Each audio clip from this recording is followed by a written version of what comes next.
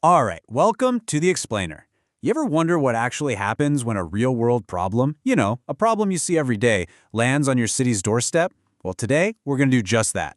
We're pulling back the curtain on local government to see how they tackle something we can all relate to, people driving way too fast in our own neighborhoods. So really, picture this for a second.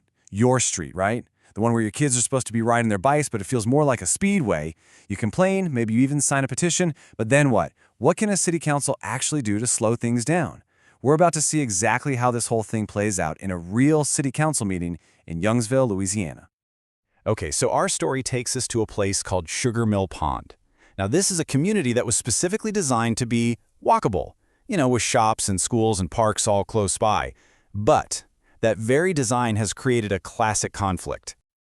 The city's engineer said it perfectly. You can't have a truly walkable community if every single time a resident tries to cross the street, they feel like they're playing chicken with a car. And that's the heart of the problem, right there. That's what landed on the city council's agenda and made them say, okay, we need to bring in the experts. All right, so let's get into the plan. The city brought in an engineering firm to come up with a real data-driven solution. And the first thing the engineer made crystal clear is that the stuff we all think of first, like just throwing up more stop signs, they aren't actually the right tools for this specific job. So the engineer introduced the council to this really cool concept called traffic calming. It's not just about rules, it's a whole science. It uses psychology and physical design to basically nudge drivers into behaving better, to slow down and make the streets safer for absolutely everyone. And this is the really clever part. Look at this toolkit. We're not talking about huge, expensive construction projects. The plan focuses on simple, affordable things like paint and signs. Things like lane narrowing, these optical speed bars. They're all designed to tap into driver psychology and make you instinctively want to slow down. And this isn't just some wild theory either. This is backed by data.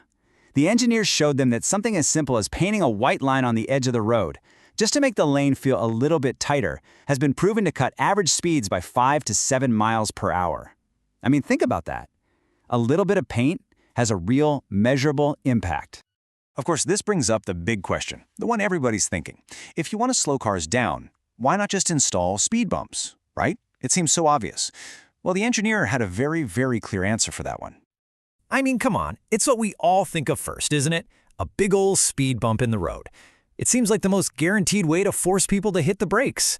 But as we're about to see in the world of city planning, it is never, ever that simple.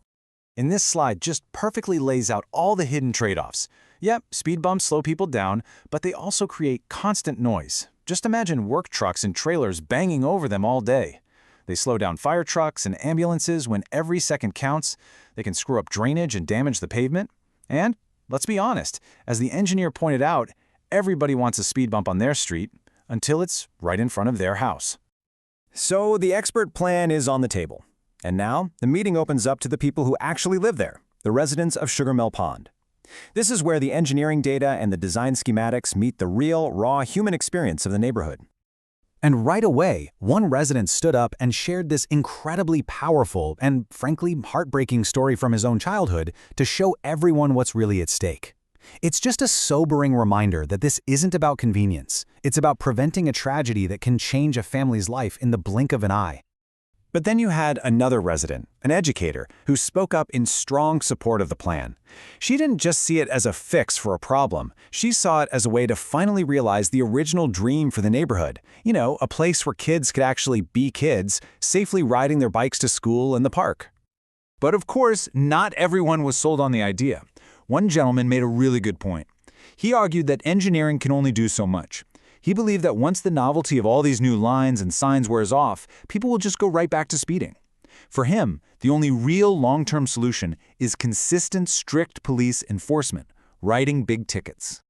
And here, oh man, this is a perfect example of what they call an unintended consequence. See, part of the plan was to get rid of parking on one side of a street to help calm traffic. But a resident pointed out that the people on that specific block are mostly seniors, and they absolutely depend on that street parking.